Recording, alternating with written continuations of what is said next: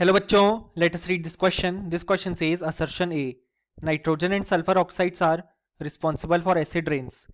Reason are these oxides are produced due to combustion of fuels.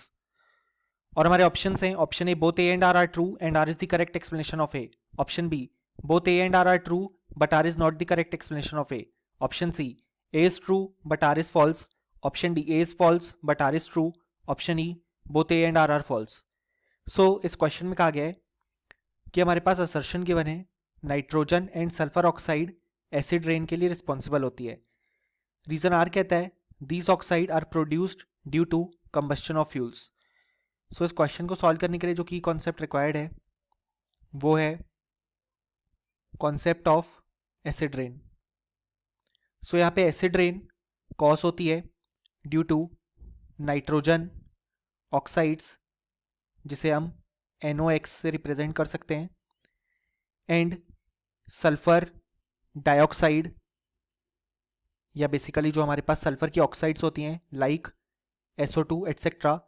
ये जब हमारे पास rain जो गिरती है उसके साथ मिक्स होती हैं तो उसे ही हम यहाँ पे एसिड रेन बोलते हैं. सो हमारा जो असर्शन ए कहता है वो बिल्कुल करेक्ट है. रीज़न आर की अगर हम बात करें तो यहाँ पे वो बोल रहा है कि ये जो ऑक्साइड है वो due to combustion of fuels produce होती है. सो ये भी बिल्कुल करेक्ट है.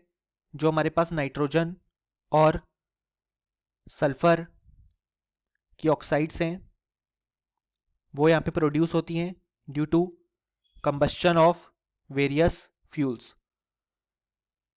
यानी कि जब हम अलग अलग तरीके के फ्यूल्स को बर्न करते हैं तो हमें नाइट्रोजन और सल्फर ऑक्साइड रिलीज हुई मिलती है. इसलिए रीज़न आर भी बिल्कुल करेक्ट है.